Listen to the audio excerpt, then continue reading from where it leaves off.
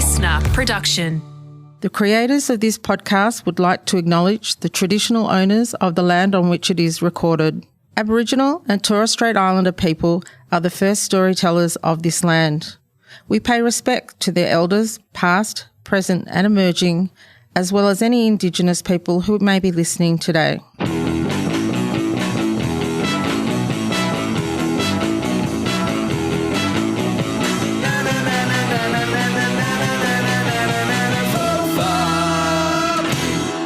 Hello and welcome to FOFOP. I'm Will Anderson and FOFOP, of course, now in the TOFOP feed.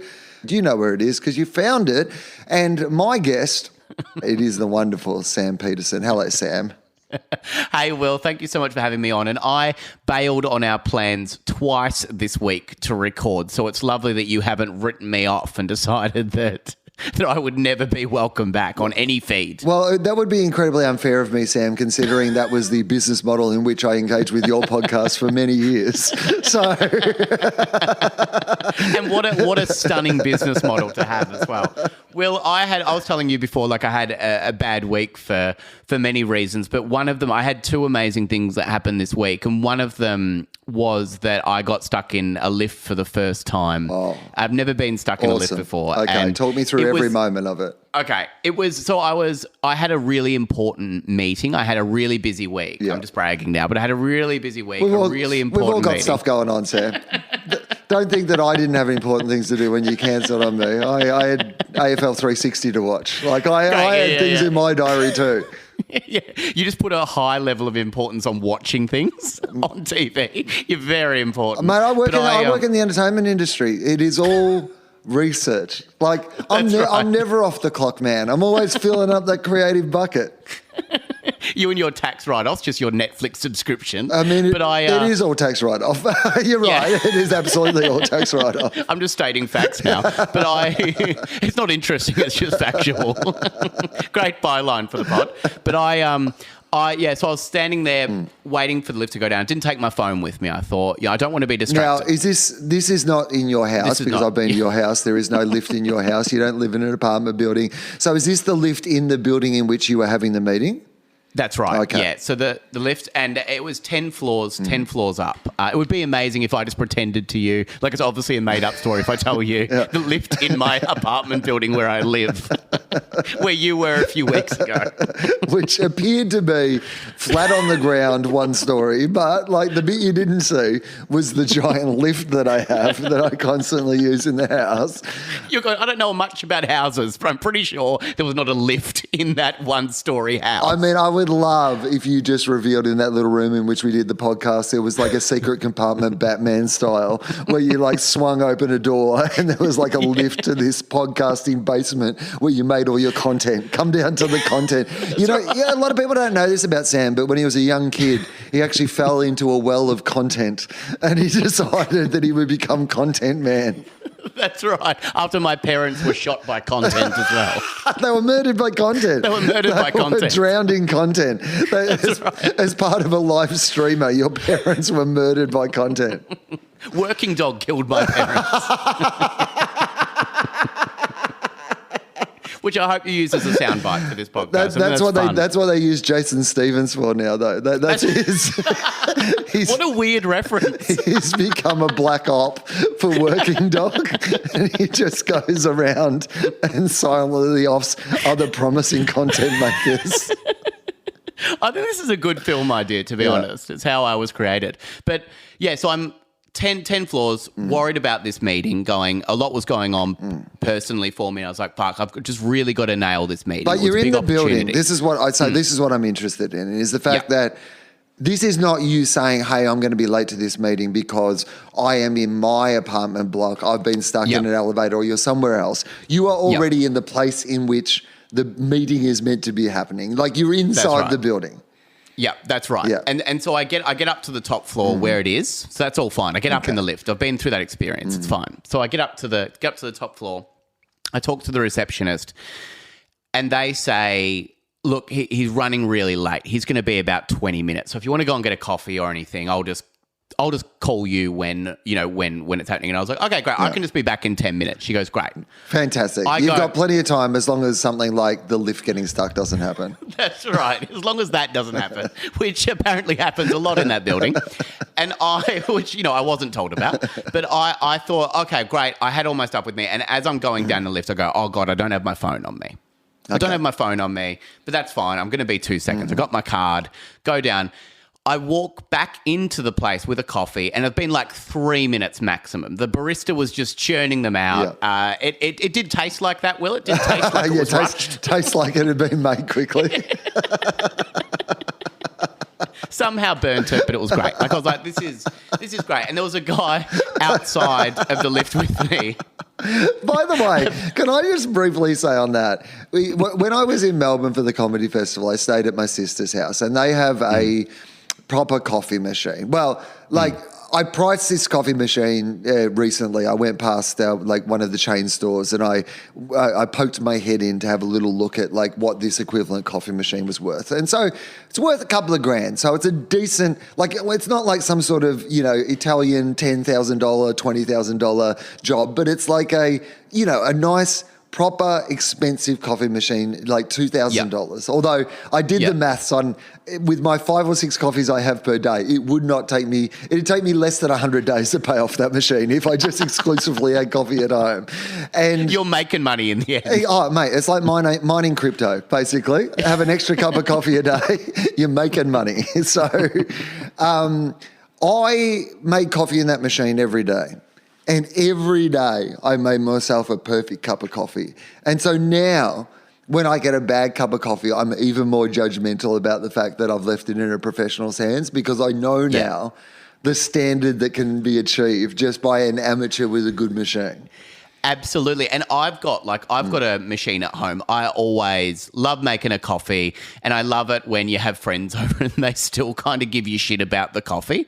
That is like, this isn't the good stuff that you were talking about. Like, because I really talk it up saying I've got a machine at home. And then when people come around, they go, we should just got one from McDonald's down the road. It's really brutal feedback. 1 in 3 coffees sold in Australia are sold at McCafe. Like that is. I also have loyalty cards.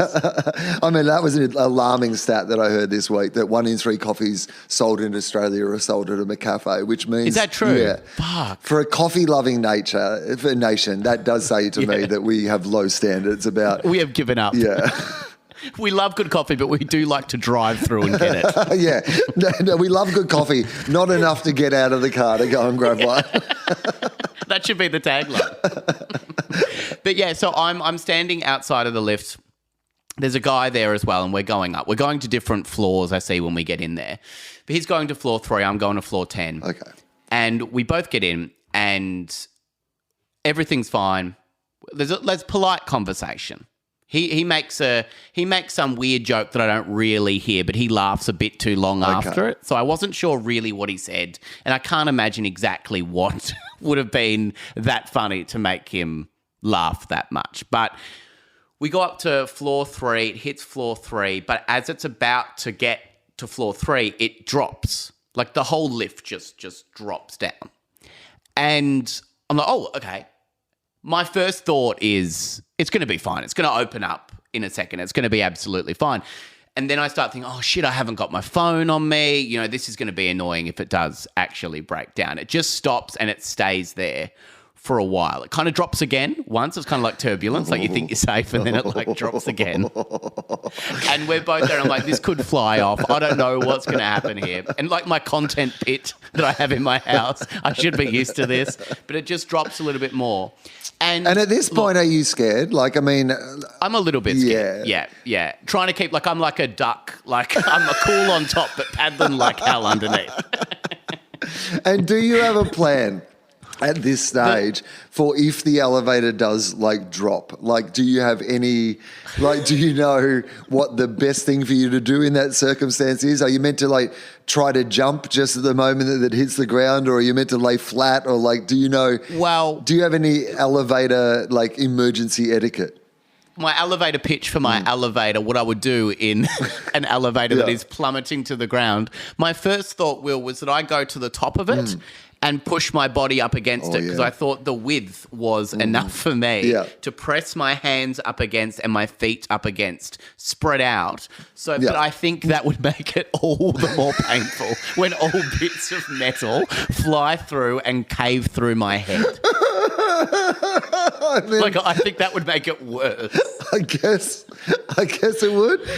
I did enjoy, though, that your first instinct was, I guess I'd do what the Amazing Spider-Man would do in this circumstance. Something that I'm not capable of doing.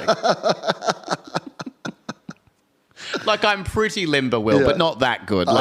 Anyway, so I was like, that if that happens, but if you're thinking about flights, you're thinking you're safer being up the front than you are. Like if there's some sort of collision, I was like, I should go business class. I should just lie on the floor and get the impact of the lift. Was there any implication, or any moment of thought that you thought, you know what, the best way that you could cushion your blow as you hit the ground would be to obviously use the other person in the elevator to cushion? So if you push him to the ground... At what point, Will, do I push him to the ground? Because I would have said about when you're about halfway through the free fall, about a floor and a half down, because you've got to leave yourself time to actually implement the plan. So you've got to have a floor of realising that it's not going to stop dropping, that it's not just another little shudder, half a floor to make up your mind that you're actually going to do it, then an entire floor to push him to the ground, half a floor to jump on top of his body before it inevitably smashes into the ground.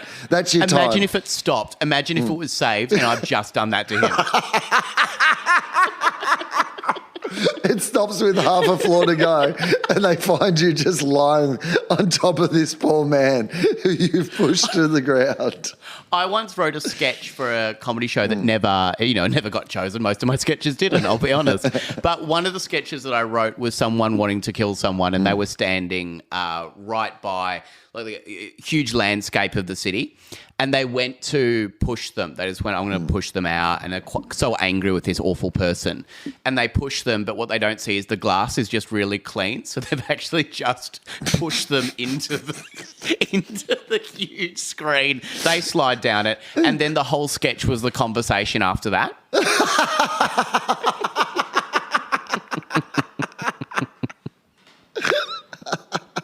Just an awkward, and I think I wanted Geraldine Hickey to be the person that pushes the person. In my head, I was just casting it and going, it's a B. So I feel like that would be really funny if the lift did, and I'd really have to weigh up if it was going to smash in the ground still, or if it was going to stop, and then I'd have to have a very awkward conversation with someone and try and describe my manic thought process. At that point. Well, I don't even know if you'd have to actually explain it. Yeah, we probably wouldn't have much of a conversation after that, to be honest. But the other thing is, you've got to take into mind that he might be thinking the same thing. So you are now in a situation where one of the possible ways out of this situation to save your life is to sacrifice the complete stranger who's in the elevator with you. And this guy, he's got in. He's tried to make what, he admits, was a hilarious joke, and you've given him nothing. Absolute crickets. So he's not going to hesitate for a second to push you to the ground and use you to cushion his blow. So you've got to get in before he discovers that is the best way to save his life. It's a fight to the death. Yeah, immediately. You're locked in a fight to the death. One of you is going to have to eat the other one at some stage. What would you do, Will? Because when are you freaking out? If you're stuck in a lift, when are you freaking out? Oh, no, I'm like, oh, thank God at last, the sweet relief of death. I'm jumping up and down. I'm mashing all the buttons.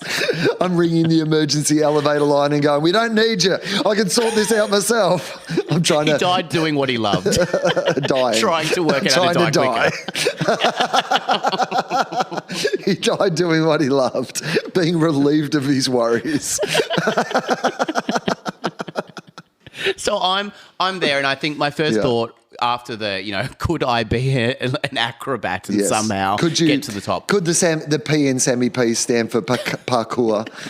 Famous parkour. Sammy Parkour. That's your alter identity.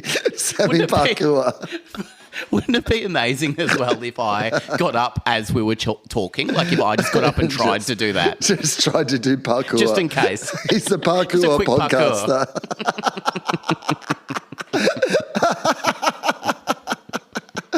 Welcome to TOFOP. That's 30 odd foot of parkour, where we obviously talk about the latest things in parkour. I'm not even sure if I'm saying that name right. It sounds very fancy the way you're saying it. Parkour. It sounds very French.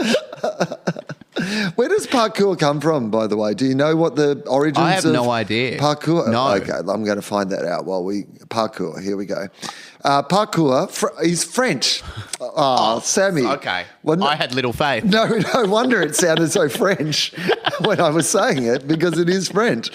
It's an athletic training discipline or sport in which practitioners, called traqueurs, attempt to get from point A to point B in the fastest and most efficient way possible while performing artistic gymnastic maneuvers. Yeah, okay, so it is. I thought you might have said without dying in a lift. Yeah, well, I mean, it doesn't say specifically. It doesn't mention lifts specifically, but like... Yeah.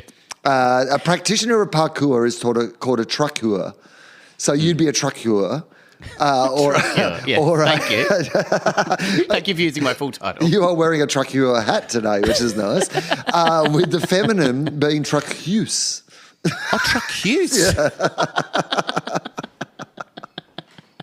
So that I feel like that's like for me to do that, for me to get to the ceiling and do that, you know, parkour my way through. Yeah. And so I start thinking, fuck, I don't have my phone on me. Right. So I don't have my phone on me. I turn to the guy and say, do you have your phone on you? That's good. See, this guy's now your ally. He's stopped being your enemy. He's now my friend. He's now your friend. 3 seconds. Yeah. And he looks at me like I've just said the craziest thing in the world. And he goes, no. I was like, oh, okay. And then I'm thinking, well, I don't have my phone. I can't be the person to be like, well, you don't have your phone. Like, you know, like it was a weird thing for me to do. Anyway, so he is looking quite horrified. Now, Will, what to you is the worst thing to say in a situation if a lift has stopped, you and another person, a stranger, is with you? What do you think is the worst thing to say to someone in a situation like that? You smell pretty? You smell pretty.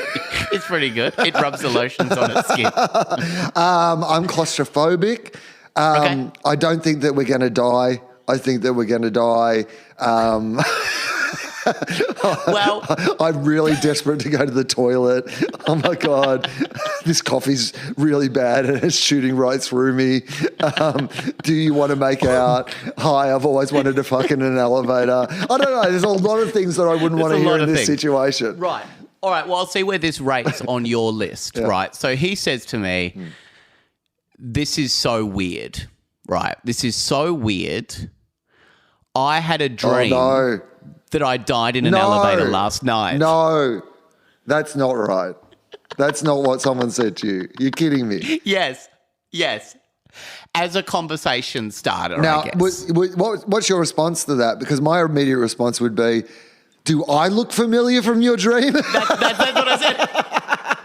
I said, was I in your dream? Was there a boy with facial palsy that was only half smiling in your lift last night? Yeah, because at this stage, he's probably realised that there's some facial palsy. At the start, he only just thought he got a half smile for his joke. He just thought, it was only half funny, I guess. Wasn't quite as funny as I thought. But now he's more confident about his jokes. Yeah, he's like, this is what he looks like all the time. It's fine. Okay, so he says, I had a dream last night that I died in an elevator, which is an inappropriate thing to Very inappropriate. Say. Like, and I thought it was funny. So I laughed. Yeah, well, and I said, nervously. Was I in your dream? Yes. Nervously, was I in your dream? And he goes, no. Okay. Now it's both of us, Will, facing each other at that point. Yeah. Then he just turns forward and does not look at me again. Yep. Like he's just in a normal lift, like not in a stuck lift. He's like, let's just go back to normal lift. The way it was. Let's pretend we're not in this incredible situation. Like, yeah. I mean, a staple of movie and television plot lines throughout history, like an actual fear that people have being stuck in an elevator. This guy's decided the most appropriate response is just, if we pretend to be normal, maybe the lift will get the idea and it'll go back to being normal as well. That's his approach. Well, Will, here's my approach. I dreamed I died in a lift last night. Turn around, stare forward. pretend it's normal. It was so odd. Yeah. All of his responses to everything were really odd. It wasn't Did he a normal seem panicked situation. at all? Because, like, you would think if he had a dream of, like, dying in an elevator and now he's stuck in an elevator, he would be panicked. Yeah. Yeah. And because he didn't have his phone, he just got out. He had a lanyard on and he just kept looking at that. Now, in this lift, was there an emergency telephone? There was, yeah. yes. Okay. Now, did one of you go to the emergency telephone? I was going to, Will, and then the lift started again. So how long do you think we were stuck in the lift when someone would say about dying in an elevator, about that conversation taking place? How long do you think that we were stuck in the lift for? I mean, 45 seconds. Yeah, it was about a minute.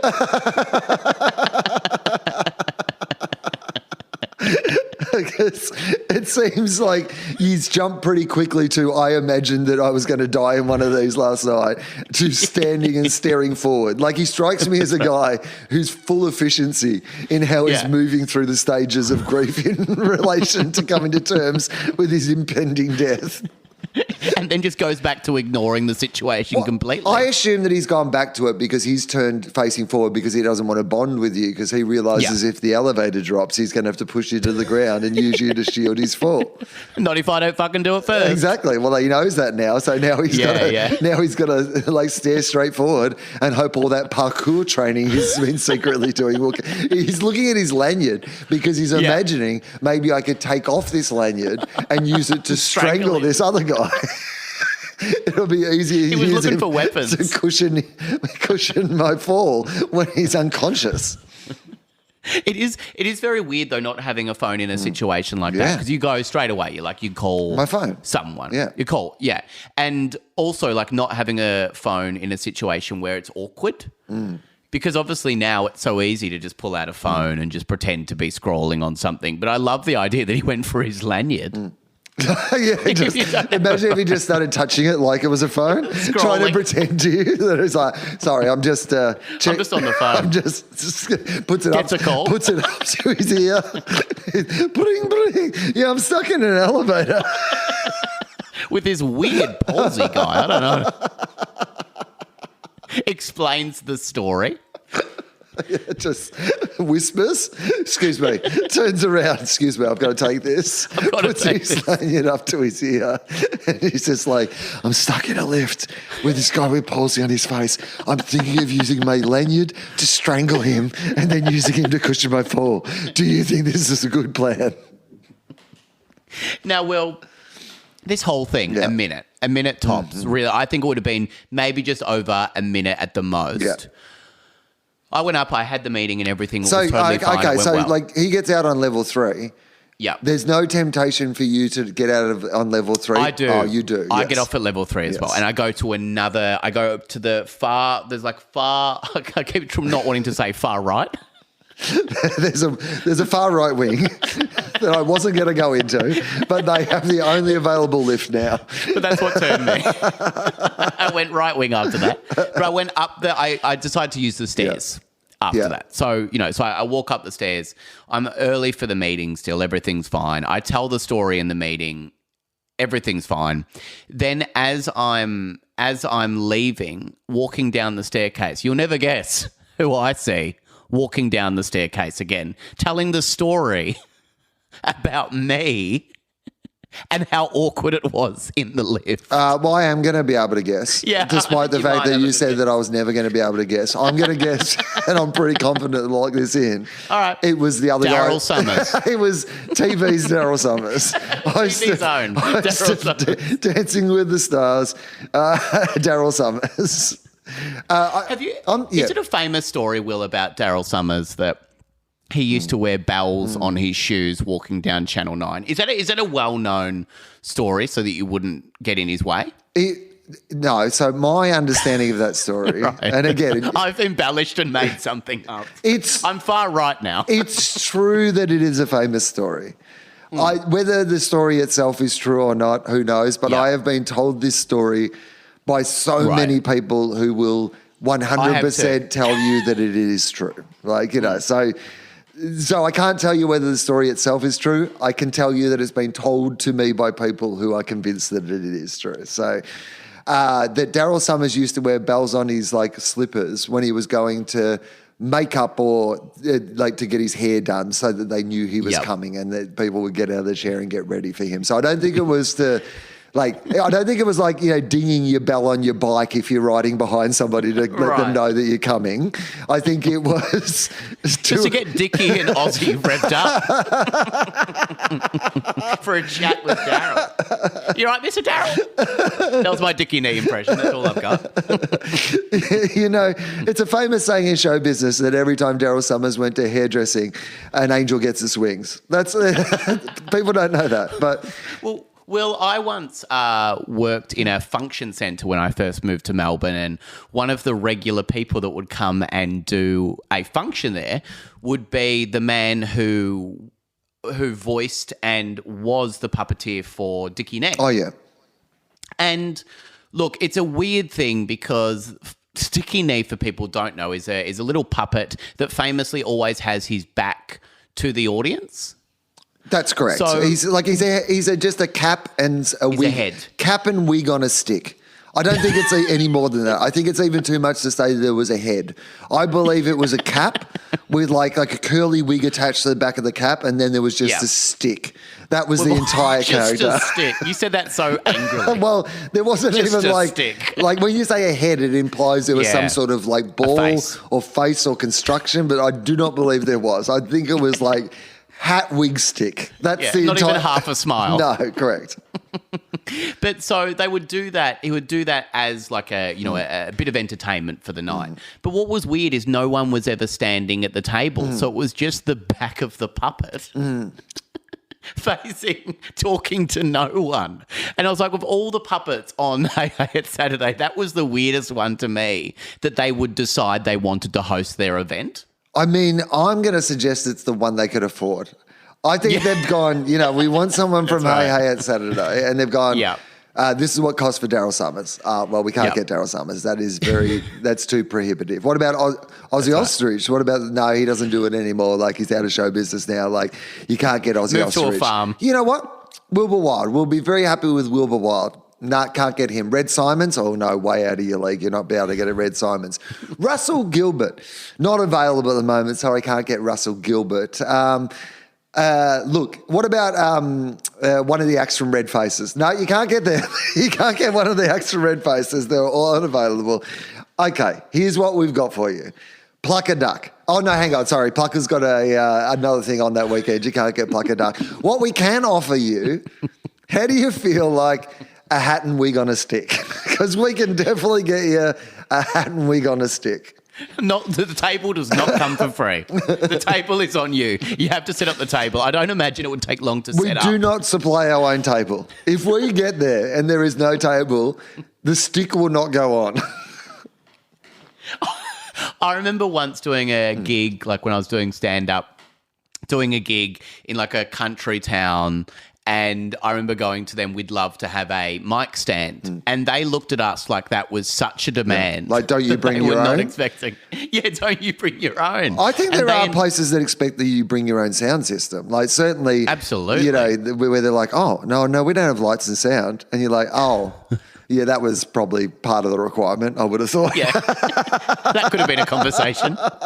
You thought I was getting on a plane with a full lighting rig? Is that what you thought was happening? I was doing my show at the Enmore last night. I use what is known in the business as a trigger microphone, and that means that it has a little hand trigger on the mic. It means you can move the microphone stand up and down without like pulling it out and on. It's a trigger microphone. But last night I was in the wings waiting to go out to do my show at the Enmore Theatre in Sydney. And about 30 seconds before I went on stage, the mechanism where with the trigger is essentially what happened is the microphone just collapsed. It just basically took its own life at the start of my gig. It basically just said, I don't want to be involved with what is about to happen. And 30 seconds before I went on, they had to go out and replace my microphone stand. And honestly, it is the minimum of what you need for the gig. Is like a functional microphone stand. That's all. That's really all I need. There's not a lot else that I actually really need, but that is part of it, I will say.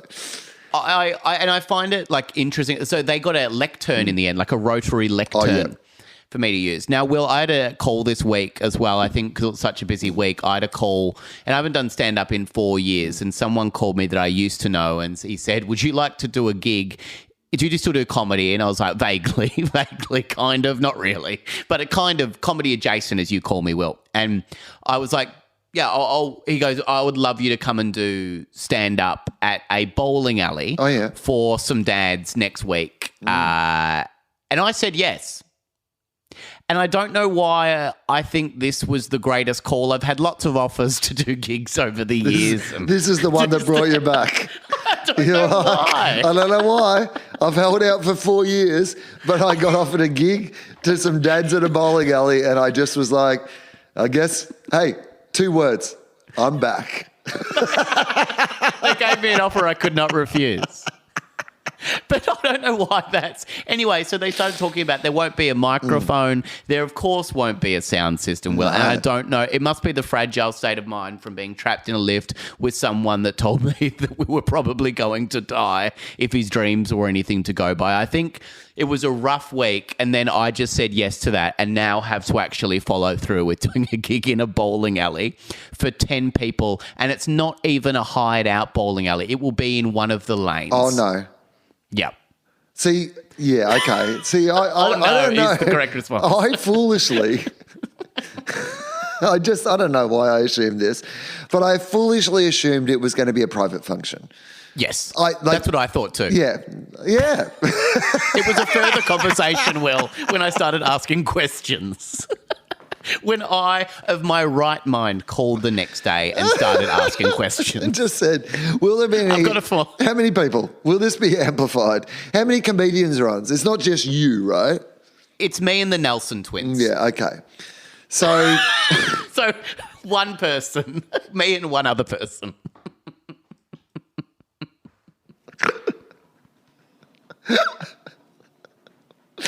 Really going to confuse those dads. You're like, one guy had half a smile and then the other guy had 2 smiles, it seemed. It was really weird.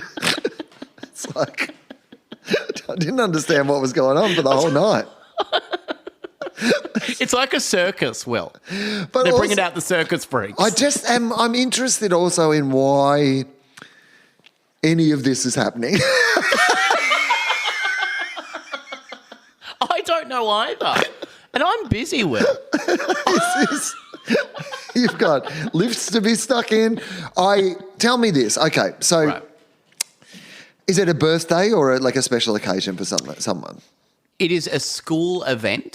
So it is some dads, I think, from a school that are getting together on a Friday night. They're going bowling and they wanted to have some comedy, which I think is always a great idea. I mean... It just seems a bit weird, doesn't it, to have like... It really does. Like even that idea that like 10 of you can have like something that... Because it's weird on a couple of different levels because... Sure, I agree. If you want to see a show with 10 of your friends...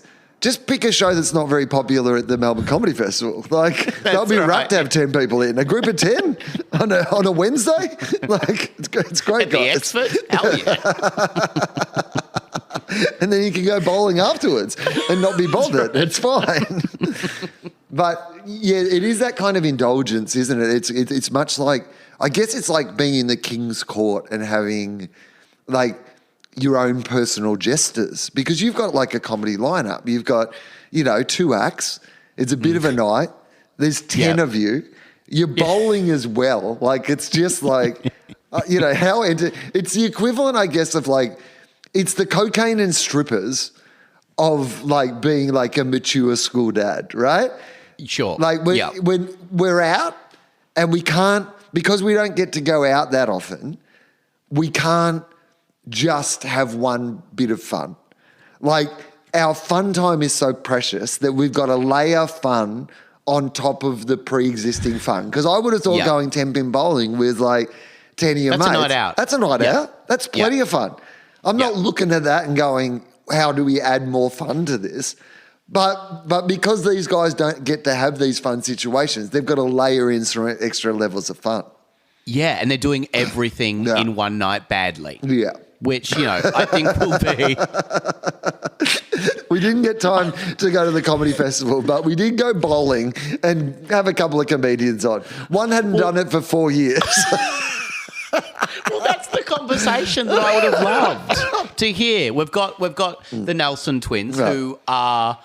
They've been around for a while. They work all the time. Incredibly polished. They're going to do a great show. Yeah, they're going to do a great show. And can do any condition. Like, they are the sort of act that like has played every RSL, every club, every like footy club, every room. Every bowling alley. They are match hardened when it comes to these unusual circumstances. 100% agree. And then let's get comedy adjacent Sam Peterson, who hasn't done a gig in 4 years. Like, what? I don't know what the conversation was, why he decided he'd give me a call and ask me if I still did comedy. Feels like a Sammy P gig to me. I don't know. It really does. Sounds like hard work. It sounds like he'd be up for it. Is it because maybe when you go down to the bowling alley to scope it out, when people are putting their names in for the bowling in the lanes, often people will put like a name like Sammy P. That'll be like, your sort of abbreviation up on the bowling ball. Has there been some sort of subliminal, he's gone down there, he's seen like a Matty T or a Jimmy A or whatever, and he's just like, this reminds me of Sammy P. Or he's just seen a high score from a Sammy P and he thinks we can get him on the bowls. Here we go. This feels like a sign. I had a dream last night. I was at a bowling alley. The Nelson twins were there and Sammy P. What a great dream. But the idea in my head, like, you're saying yes to something like that, Will, and a lot of the time I say yes to things that I'm like, I think it'd be a good story. Like, next week, going to see Russell Crowe play in his band at the ESPY, and I think, I don't know anything about the band other than, what I've heard you and Charlie talk about, but I'm excited to go and see that, like, I don't know what it will be like, but it's a story and it's a fun thing to do. I kind of feel like this is it will be a fun story of me returning to the world of stand-up through a bowling alley. But as my friend said when I told them about this the other night, they said, yeah, but this is your life and it's sad. Like, you still have to do this and you still have to live through this. And I was like, oh, yeah.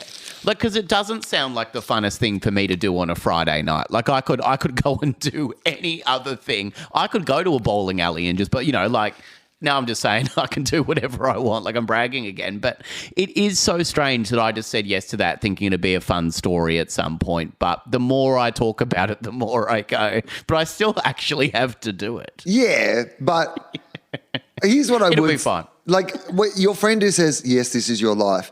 In a way, though, it's not, and that's why it's fun. Yeah. If this was truly your big comeback to stand up, or then yes, it would be sad. If you'd penciled it in, if you'd planned this, if you're like, I'm going to go away for 4 years, I'm going to train like no one's ever trained before, like Rocky montage style of you just working on your crowd work, working on your mic technique, having microphones collapse, repair them on the spot, like putting up lights. We just see all this happening. You just getting perfect. Like, you've got moving the mic stand and going, just move Posh Spice out of the way so you can see me. You're doing it all. Literally doing crowd, people are coming in late, can I get you anything, like a watch? Like, just this whole, you just becoming the world's greatest comedian. Take my wife. Just walking down the street with a woman, constantly going up to people going, take my wife. just in public, just getting matched harder. Please take my wife. And so constantly hiring wives for people to take. And it's Greg Fleet or Brad Oakes by my side the whole time, just egging me on. They're my trainer. I mean, that would be amazing, right? Like, Fleety's your ring man. He's just over in the corner in a hoodie running some illegal side game. Like, you just see people coming up to him, shoving cash in his hand. He disappears for a while during your gig. He says he's just got to go out and get something. So Did I ever tell you about when I opened for Fleety? Fleety, what happened was when I first started doing stand-up, I had 5 minutes. That's all I had, and that was 5 minutes at a stretch, really, 5 minutes. And Fleety said during one of his fringe or comedy festival shows that I could open for him. But, bringing the Fleety magic, he thought it would be really fun. If I didn't open for him, I went on during his set. So he would come up and get the crowd really hot and loving it. And then I would come out and do 5 minutes. And it doesn't really work. It's a weird, disjointed timeline to watch, but it was, for most nights, a good thing because people were loving Fleety. Yeah. And then I would come on and they were loving me because Fleety had talked me up and I think in a general sense that, yes, there's something a bit weird about it, but also, if I'm having someone support me, I always at the very least introduce them, on stage, because I do think that it then gives that person a better opportunity, to do a good job, to be accepted by the audience, all those things. So there is a part of me that's like, oh, yeah, okay, that makes sense. That's pretty cool. Absolutely. And one night, Will, it won't surprise you to know that Fleety did that, 10 minutes up the front and then brought me on. I did my 5 minutes, Will, and usually I would look up the back of the room and Fleety would be walking back in. But this time he did not come back. See, that is the issue that I thought might arise. And when you've got 5 minutes, Will, and you're first time to stand up, that is kind of your worst nightmare. A lot of people say public speaking is their worst nightmare and their worst fear, but I think it's worse if the person doesn't come back. Having to continue to publicly speak is to make sure they get their money's worth for someone they did not pay to see. No, so and that they know was there. They have. There was proof. They have seen this person. They saw him do 10 minutes and then fuck off. Really got a taste for it. Quite enjoyed it, to be honest. We're looking forward to him coming back. And in my head, Will, I was just like, do I start my 5 minutes again? Oh, yeah. Well, that would have been... I just do the same? Mate, in a way, I would have loved to see it. In a way, if I went into that scenario and someone did 5 minutes and then you were the pre-show music mixtape... It got to the end and just started playing the first song again and you just started doing your set again. There's something about that I would find majestic. I've got to be honest with you. Yeah, I'd be like, you know what? One extra star. Can I take it from the top? I don't think I really got what I wanted out of this crowd. Can I take it from the top? It'd just be great because I think at the start people would be confused. And then, because I just think you were repeating a joke, right? Yeah. And then by the time you got to the second or third joke, they'd start to realise that you were repeating all the jokes in the exact same order. And I think some people, particularly at a Fleety gig, I reckon at least some people would definitely get on board that. Sure, yeah. And some people that would just hate it. Yeah, no doubt about that. But to make great art, you're going to have to break some eggs. As Jack Nicholson famously said about comedy.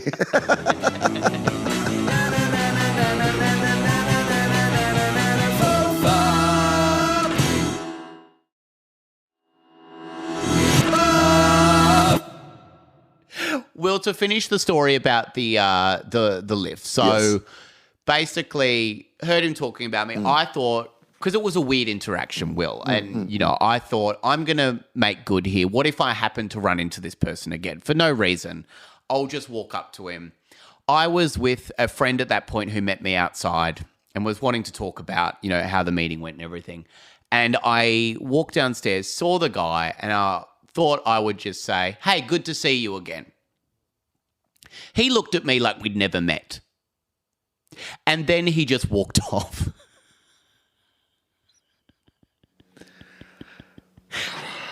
And I started to think, did it happen? Because it was so bizarre. I mean, that is incredible. Like, unless this guy has like whatever that facial blindness is, where he doesn't recognize people's faces. Like, as you've said quite famously, you have a distinctive face. Like the idea that, and the two of you were trapped in something that clearly is a recurring nightmare that this man is having. Right. And you were there when it happened. You spoke to him. Yes. I spoke to him. Then he decided to turn away from me instead of speaking to the only other person there. The only option for a conversation. Well, he decided instead to stare ahead. I guess in a way, maybe that is just like, I don't know, is that a coping mechanism for him? Like in some ways he's had to... It wasn't my coping mechanism. I would have loved a bit of chit chat. Maybe he didn't commit your face to memory because he knew that there was a chance that he was going to have to strangle you with his lanyard, push you to the ground and use you to cushion his fall. Like he didn't want to get to know him. A personal connection with you. Maybe you should have done the opposite. When he walked by you, you should have turned and just stared at the wall, elevator style. Yeah, full elevator style.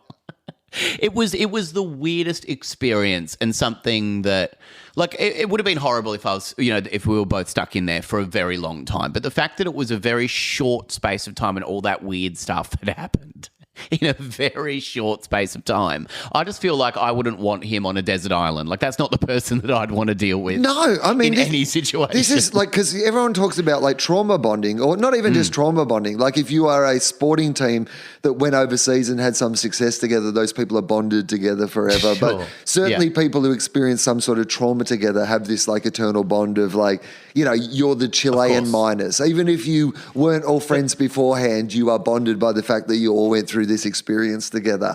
And you and he had this like trauma bonding moment, but clearly like this guy, you're stuck on a desert island with this guy. Like one day in, he's like just staring at a coconut tree and like avoiding conversation with you. He's like, this is my friend Wilson. He's drawn a face on his lanyard and he only has a conversation with the lanyard and completely ignores you. It's his own dicky neck. I mean, that's amazing to me. Is like, I mean, good idea, by the way, Daryl Summers Castaway style. They remake Castaway with Daryl Summers and he gets stuck on an island and he makes a coconut into Dickie Knee. It's all he knows. I've had one conversation, one interaction with Daryl Summers. And it was when I made a documentary and I had to get the rights to some of the Hey Hey footage. And, it was a very nice experience. The person I was talking to on the phone was his wife. And she was lovely. And basically she said to me that Daryl Summers could not talk on the phone because he was too busy and everything. He couldn't talk on the phone. But she had all the information for me. Anyway, every time she spoke, Daryl would correct her. And was obviously sitting right next to her. He wasn't busy at all. You're like, he's not busy. The power move. Just put him on the phone. I can hear the bells. I can hear the bells jingling from here, mate. He's right there. You're like, Daryl's not here. What's that jingling? It's Christmas. No, it's not Christmas. It's Daryl. No. I was so shocked. But it was so funny. It was just such a weird power move. To be like, he can't talk on the phone, but he will talk the entire time. I think he's so Daryl. I did Hey Hey It's Saturday once with the aforementioned Greg Fleet. So I appeared on the show twice. So one time was Steph Torrick and Brad Oakes, the aforementioned Bradford Oakes. They were doing a show together called The Little Tent Show or something like that. And so the show, it was a comedy festival show, but it was in a tent. So it was only less people than you get at a bowling alley. And people would come in and they would do the show in there. It was a really fun idea. And so they did a version of that on Hey Hey, a little excerpt from the sort of show in the tent. And I was one of the audience members in the tent to kind of bulk out the tent. So That was my first appearance on Hey Hey Saturday. And then secondly, I was on playing one of their sort of parlour games that they used to play. And it was the one where you had to bring in an item from your own home. So there was 3 items. Each of the items belonged to one of the panellists. And so one by one you would go through and everybody would essentially tell a lie about why that was their particular item, and the audience member would have to guess who was telling the truth. That was basically the conceit of the game, right? It's like, would I lie to you with a little bit of... Would I lie to you about this being my shit? So versus the Price is Right. Yeah. It's a good mesh. Yeah, it was basically Would I Lie to You meets Antiques Roadshow. So the panel is Greg Fleet, myself, and Australian entertainment legend Kamahl. So it's the 3 of us, and the seating arrangement is Greg Fleet, Kamahl in the middle, and me on the end. And the way that we are revealed to the audience is that we are all sitting on chairs behind a curtain, and when this segment starts, curtain goes up, we're revealed to be there. We're the contestants, right? And just before the curtain goes up, Kamahl, and only Kamahl could tell this joke. If Fleety or I had been the people who told this joke, we would both get cancelled for it. But it was Kamahl, and I think it's fine for me to repeat this joke that Kamahl said, because literally I'm sure he timed it to the exact moment on purpose. Just as the curtain was about to go up, he looks at me, looks at Fleety, and just goes, fellas, we look like a Vegemite sandwich. And... and the shot as the curtain goes up is Kamahl just sitting there, barreled down the camera, just looking absolutely calm and happy, and Fleety and I just laughing in our crotches at what he had just said. I was like, you are a professional, Kamahl. I just felt like I just got taught an entertainment lesson just then. That's so funny. Did you meet Kamahl again? Yeah, so Adam and I used to have Kamahl on our radio show at Triple J a little bit. Adam and Kamahl, in fact, I reckon Kamahl even went to Adam's first wedding, maybe? Right, okay. Yeah. Wow. So for a while... He did the Vegemite line there as well. Yeah, stood in between them as famously, he always does it. Well, like Warwick Capper, of course, Australian entertainment and football legend. I've been speaking Capper. about him all morning, and I have played clips of him all morning because the character that I got my good friend Rob Millsy Mills to play this morning is a Kappa-esque person, and his catchphrase is, "Are you happy with that?" Because that is the Kappa catchphrase, and I'm obsessed with Warwick Capper. I've had a few interactions with him before, and I love him, and I've waited to make a character like Warwick Capper. Well, for a very the long problem time. with a character like Warwick Capper is he's almost unbelievable as a character because he's too good. He does speak like a character that has come to life because he has regular things he says. He has catchphrases. Like if you've ever spent more than 1 or 2 occasions with the Wiz, you've heard these jokes over and over and over again. Like I've literally, I think, met him 3 times, and each of those 3 times he said to me, "Hey, Will, I love you like a brother, but I am from Tasmania." You happy with that?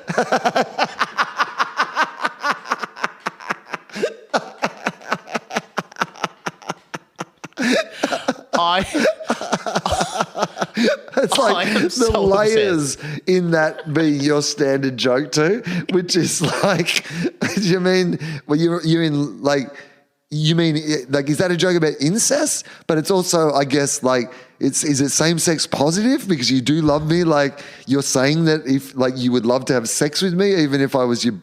I don't understand the layers. I'm not sure Warwick has ever unpicked what he's trying to go with that joke either. Absolutely not. No, he doesn't have time. He's too busy. One of the lines in the interview that I watched this morning to kind of show to get into the character when I was filming this morning, I was really trying to get across like just how funny he is with the way that he words things. And there's an interview with him where someone's saying he is the funniest person off stage that you'll ever meet. Like not on stage, but off stage. He's one of the funniest people. And Warwick says, "My jaw is sore from hurting. Not my jaw is sore from laughing." but my jaw is sore from hurting. And the way he talks so quickly. It's actually like a Johnny Cash lyric. Do you know what I mean? Like, it's actually got quite a sweet darkness behind it. Yeah, if you actually, sure. My jaw is sore from hurting. Like, we all expect it's going to be from laughing, but what he's actually telling us is the real tension that is in his jaw is from all the hurt that he has inside. His jaw so you is think sore. it could be quite beautiful? It's beautiful. I mean, it sounds beautiful to me. It's like one of the most beautiful lyrics I've ever heard. My jaw is sore from hurting. Yeah, but with that? I'm very yes, Warwick. I am happy with that. I'm quite pleased with myself. But sorry, so you were talking about Warwick and I interrupted. Oh, no, I don't even know why. Why did we talk? We're talking about the wedding. So you're talking about the wedding. You're talking about Kamahl. Oh, standard lines, things that they always say. Kamahl went to the wedding, yes. So it would be great if, yes, Kamahl's standard was the Vegemite sandwich line, and you just discovered at the wedding that all he was doing was going around and standing between two white people and just belting it out again. You know, fellas, we look like a Vegemite sandwich. You hear people laugh. Kamahl just walks over to some other white. You stand here, and you know, fellas. Mixes it up a bit. You know, ladies, we look like a Vegemite sandwich. It's so funny to me. There is this line, this gig with the friend of mine was kind of obsessed with and is obsessed with Ding Dong, the wonderful Denise Drysdale, who's such a pro in Australia. Like, has just been around, was a dancer and an entertainer and just an all-rounder. And my friend used to go and see her all the time, anytime she would do a stage show. And it would usually be at an RSL, and she starts every show by getting on the ground, lying on the ground, and kind of just moving, kind of shimmying and going, what am I? What am I? And, you know, the audience call out their different suggestions, you know, and she just does it for all. She's just shimmying there, you know, on the floor, doing it for a long time. She looks amazing while she's doing it, of course, it's Ding Dong. And she just keeps moving around. And then she gets up and goes, I was bacon.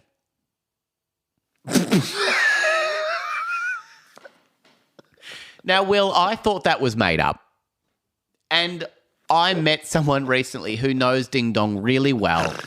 And I said, my friend said that they saw her at the RSL line and they started shimmying and went, am I bacon? And I don't understand it.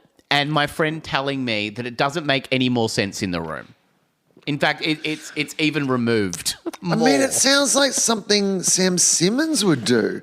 Or yes. like, you know what I mean? Yeah, like, that sounds right. like if you went to the comedy festival and saw Sam Campbell or like Paul Foote or somebody. Yes. Just like laying on the ground for like the first 2 minutes of his gala spot and then just going, I'm bacon. You'd be like, oh, this is genius. But it's bloody Ding Dong. Denise Drysdale. Isn't that incredible? And no reason, no explanation after that. I kind of like that. Yeah, and so have it doesn't loved go her into more. a bacon bit. Like, it doesn't. No. It's unconnected. I think when you've got a joke that good, Will.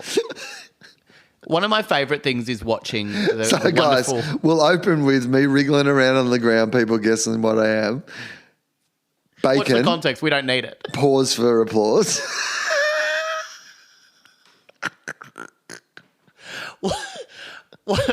My friend and I are obsessed with watching like old showbiz documentaries, and there's some great ones, especially with, you know, anytime Betty White's involved, talking about what it was like back in the day. And there's some really funny old sketches of like American showbiz stories where my friend and I watch them all the time and are just obsessed with them. And there's really funny to watch some of them where you don't really know. It's like a bacon line or something, or someone pretending to be on a horse or something. And it always goes to an interview with someone like Betty White or someone going, well, when the writing was that good, you could do anything. And I kind of feel like that was the idea behind the Ding Dong thing. I reckon 100% she would be going, if that was an interview about her life and that's the clip, it would be when the writing's that good.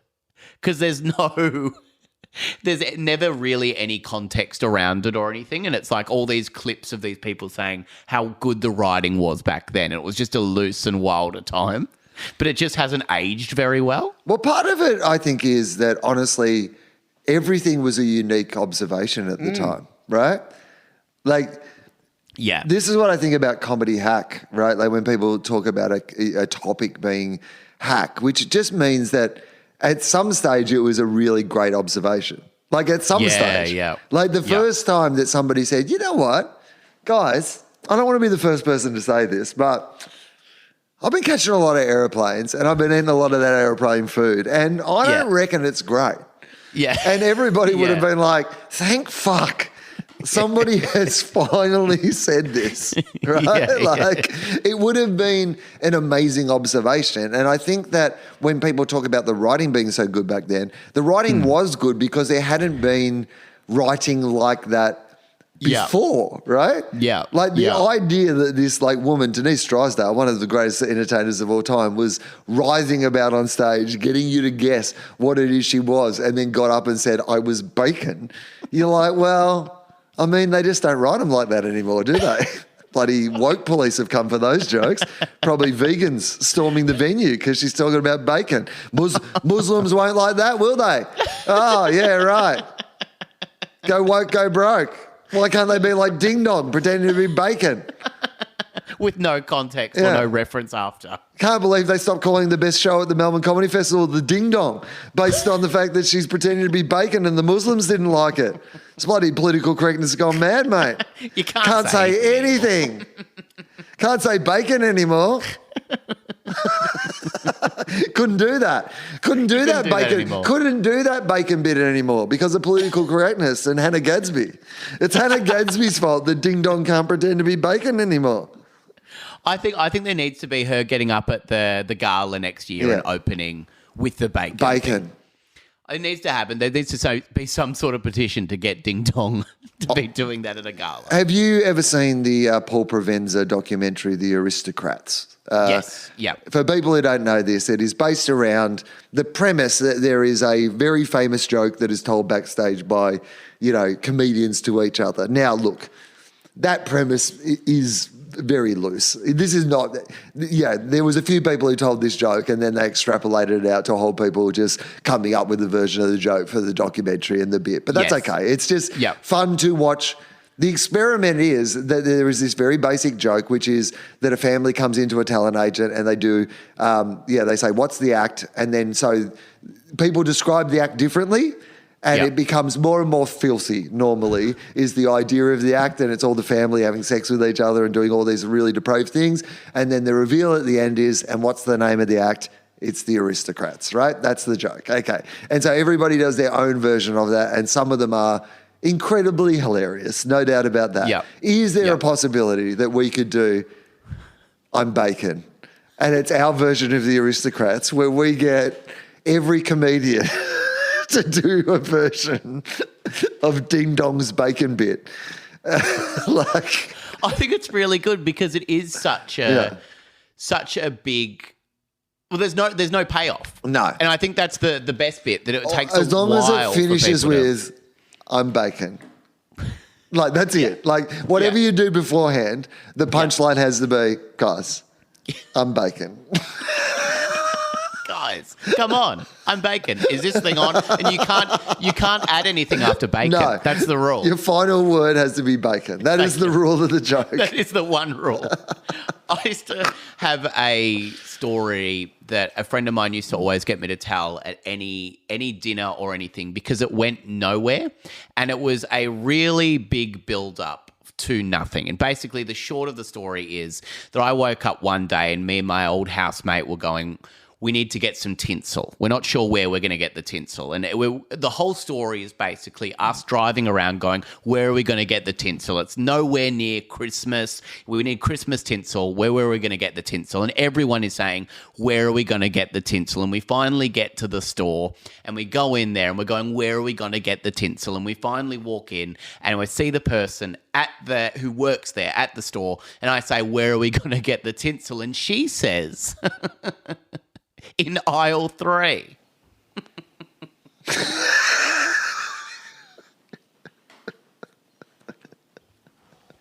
Now, Will, telling that to a group of people, and I had a deal with my friend where I would do it wherever she said that I had to do it. Yeah. And I'll tell you, at dinner parties where there were 30 people there, where I did it every time, and the build-up, I laughed every time before I did the huge closer in aisle 3, and I did it, and you could so tell, very occasionally, there would be one or two people on your side who kind of knew what you were doing. But the longer the story went, the better the reactions. Of course.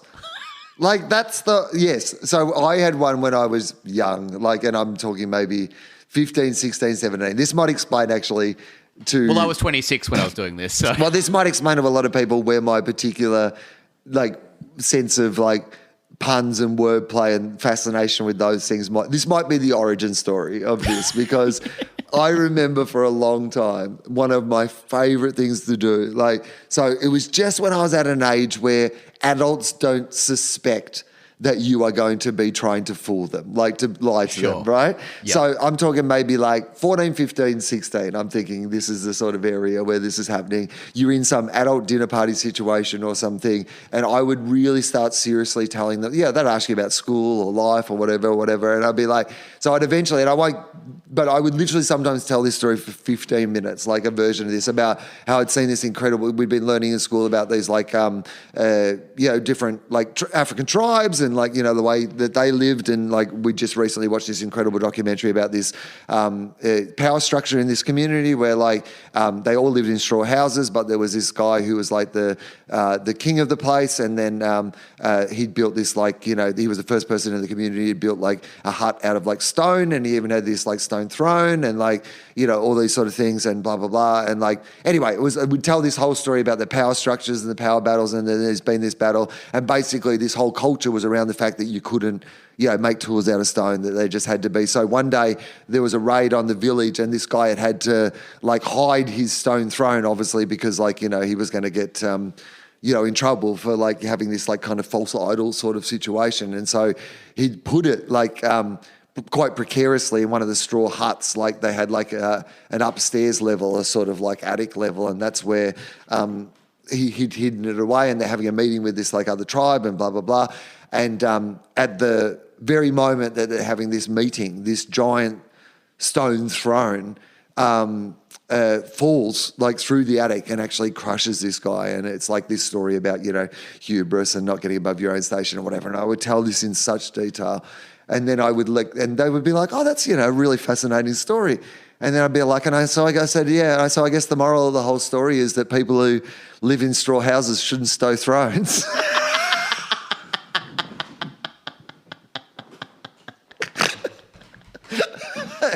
That's such a good payoff. The look of anger on people's faces when you had wasted 20 minutes of their time inventing this whole thing just so at the end you could just say that. Oh man, the fun I had. Of wasting people's time. But there is something so funny about that, and it's so funny about people as well, that a lot of people are so kind after that. A lot of people don't know what to do because they think that you've don't know how to tell really a story, funny story or don't know how to tell a story, and people usually don't say anything at all and then move on very quickly to something else. No one is really a dick about it. No one's going to pull you up. No. And just be a really harsh critic. Well, I think sometimes maybe people think they miss something as well, right? Because if you're saying aisle 3... Yes. They're oh, did I miss? Did that come There must have been something or... about aisle 3 that I missed. Yeah, that's true. Yeah, and that's why the bacon thing, I think people are guessing. They're second guessing, like you probably did when you heard it for the first time. Do you think, well, here's the problem though. What happens if someone guesses bacon? Well, that's what I've been worried about this entire time. I've been worried about someone calling that out. And also, like, my friend who's seen this act maybe 4 or 5 times says it never happens. I mean, it'd be great if somebody just I mean, it wouldn't be great and no one should ever do this, but I'm just, hypothetically, it would be funny if someone just decided they wanted to ruin Ding Dong's act. And so they buy a ticket to every gig she's doing and she's out there and she's like, what am I? And they just go, bacon, and then just leave.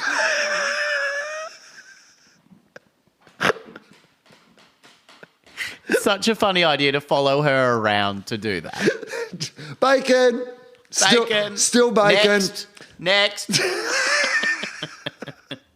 Get up. You're bacon. You're embarrassing yourself. You are clearly bacon. We all know you're bacon. It's not a mystery. We all know. From the shimmying, we all know you're bacon. You're clearly 100% bacon. And I'm Jewish and offended. I do love the idea of the documentary. I think it's such a funny idea for different people to tell that. Do the bacon bit. Joke. Yeah, rule 1, only rule, end in bacon. It must end with the word bacon. Must end with, hey guys, I'm bacon. Bacon. Like, said like Batman.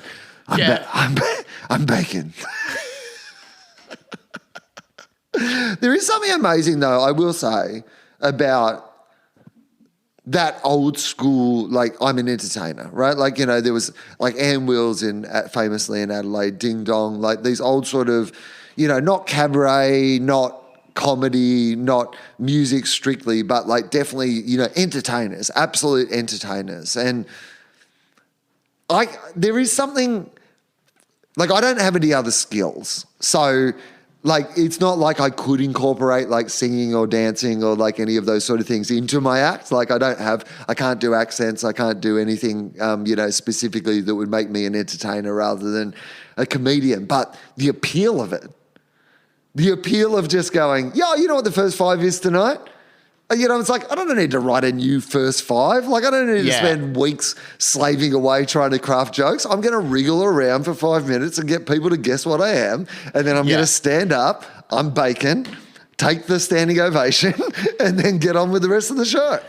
I think there's something amazing about those showbiz types. And, you know, obviously watching all of those old documentaries, there is something quite magical about those people and people that still do it. I even watching like The Simpsons, my favourite character was always Troy McClure. Oh yeah, of course. Yeah. Troy McClure. Yeah. But you know, the fact that they would start scenes with him laughing and going, "That was a great anecdote. Now you tell one." Like, you know, and it would have him saying, I think there's one line where it's like, I've been reading a lot of scripts recently because it's cheaper than going to the movies. You know, they had these lines of him as a really down and out star and that would do anything. And there was something really funny about that and something that kind of I grew up loving and friends of mine. Like there's people like Bob Down in Australia that I think, you know, was such a funny character for paying out showbiz, and everyone who isn't even connected to that world at all knows exactly what they're doing and how ridiculous that world can be a lot of the time as well. Yeah. I mean, because it is ridiculous.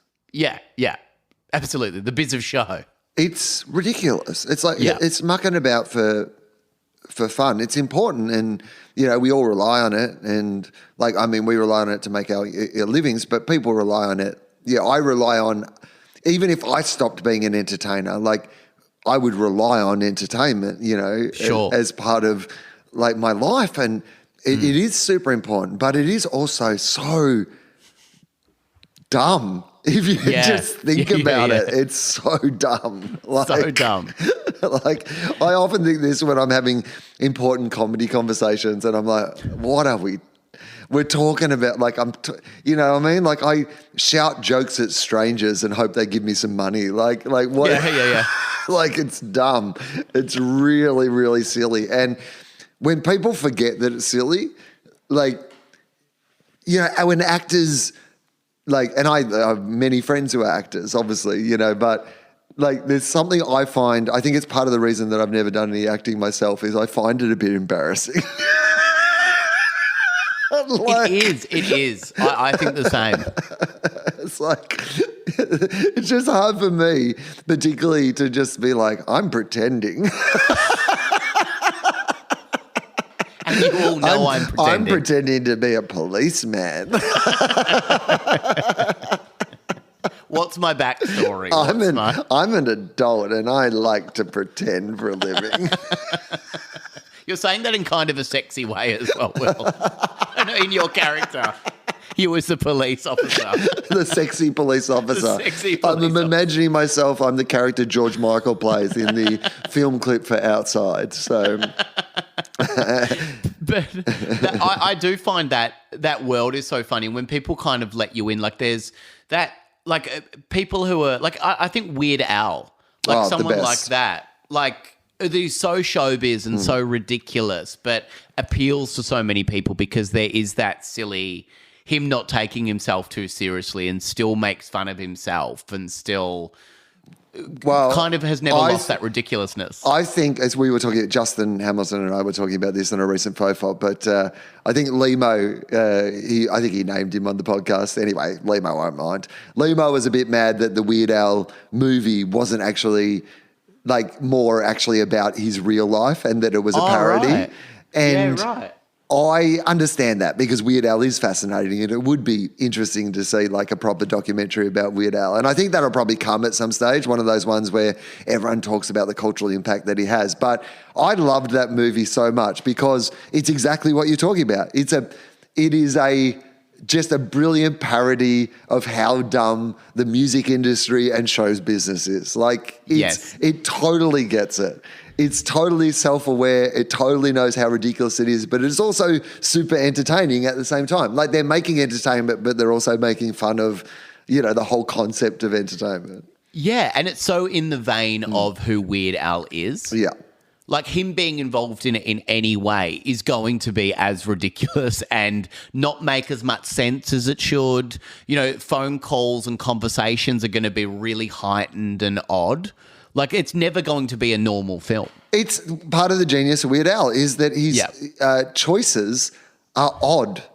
Yeah, I mean, I know he's called Weird Al. It should be very evident from the name. Like, he's telling us on the label what to expect. But it constantly, I think it's why his songs and stuff have lasted, is that so often when something's a parody song, like, you know, which is what his songs essentially mostly are, right, is that they are a direct parody of the artist or like the genre or like some political thing of the time, or they're more pointed. Whereas his things are often such odd choices that you're like, they just kind of work because they're odd. That is the magic itself.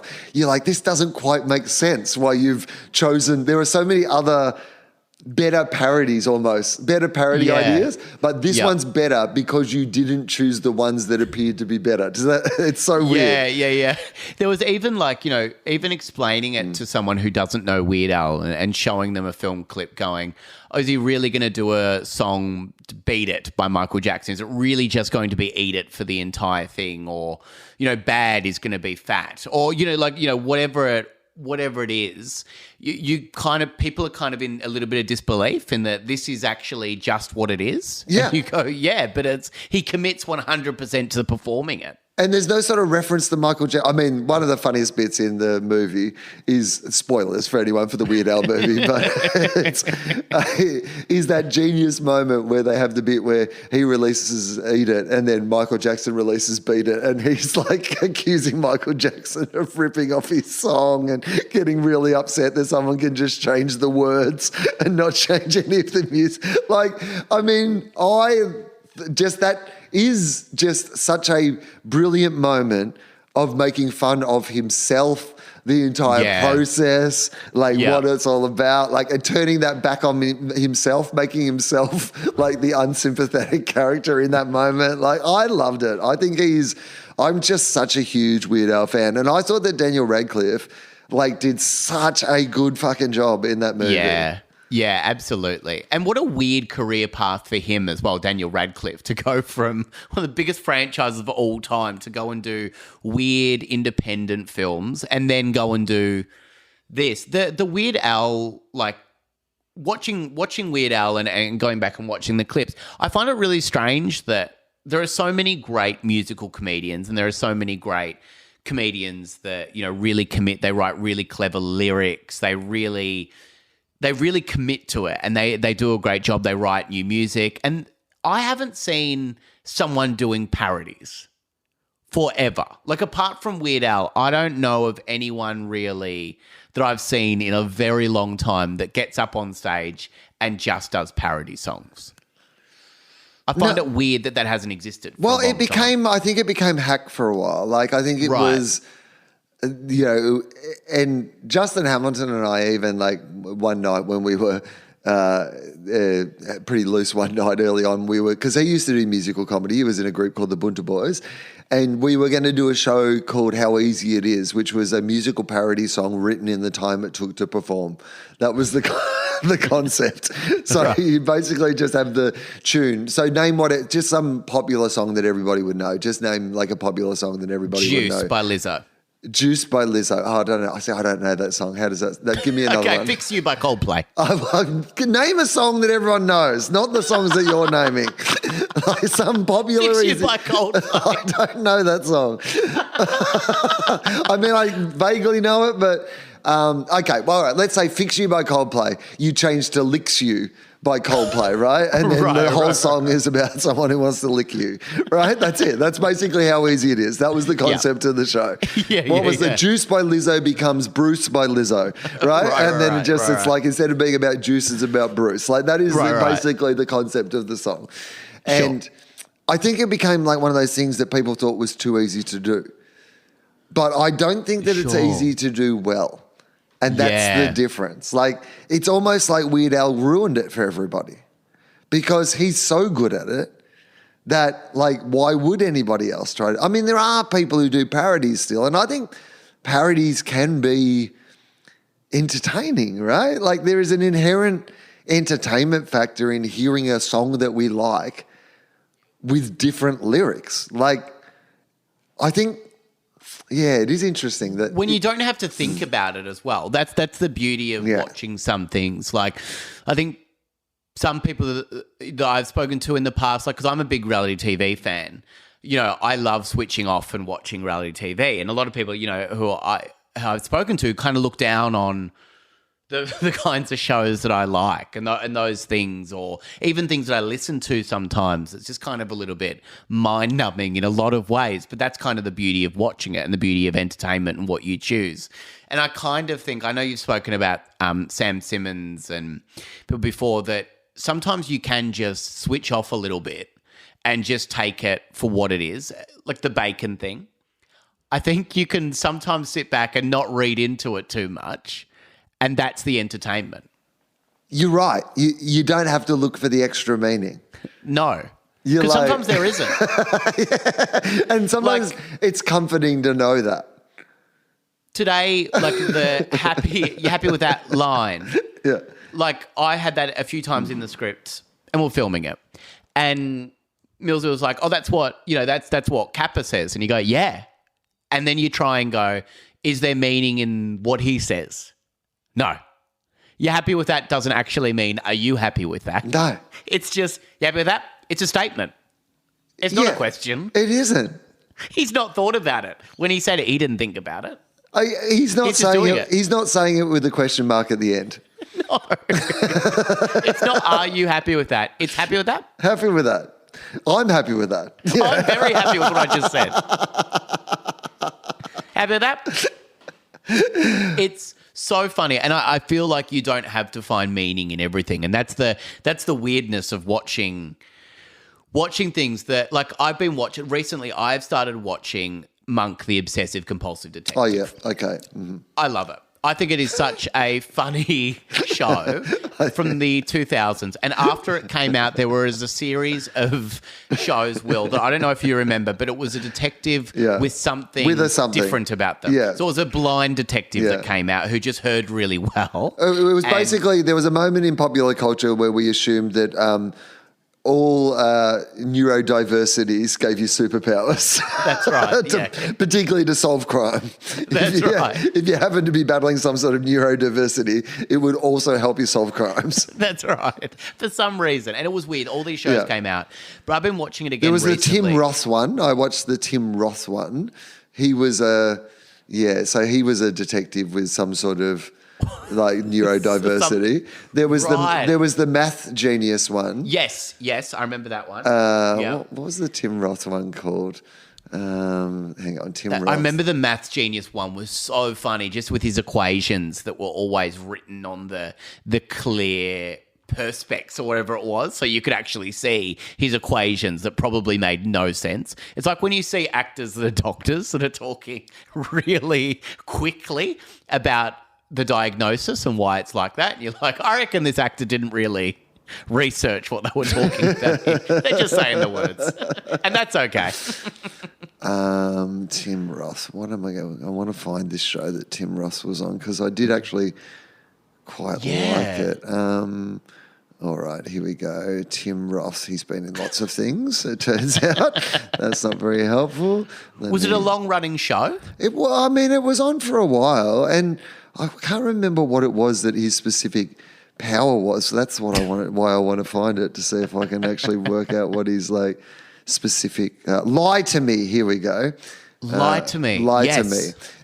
It was on for 48 episodes, and he was the world's leading deception expert who studies facial expressions and involuntary body language to expose the truth behind the lies. Okay, so he was able He'd to have trouble with me. He's telling a half truth. No, Tim, we've run you through this.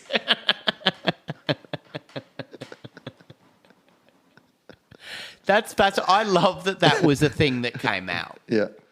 That was and Monk was like that. Like it was just, and it's so easy to switch off and just watch it and go, it doesn't really matter if this makes sense or not. Right. Like, yeah, there's a comfort to it. Not everything, yes, exactly. Not everything has to have 80 mysteries that you need to solve at the end of every episode.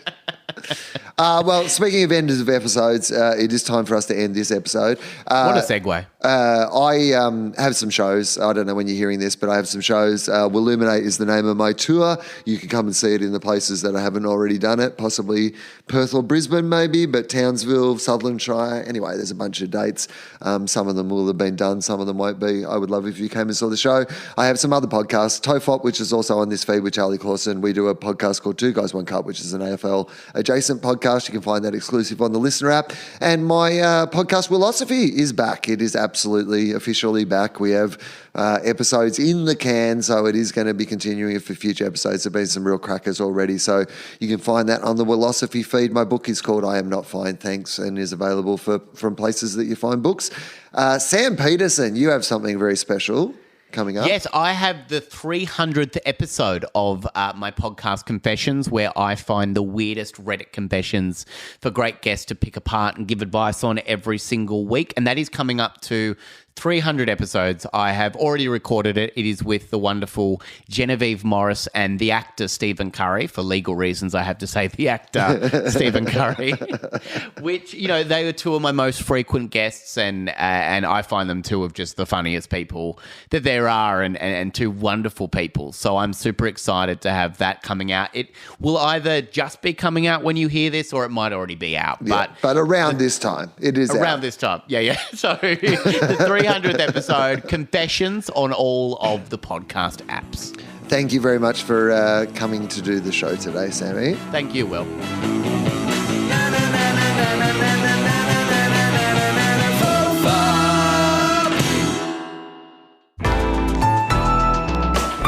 Listener.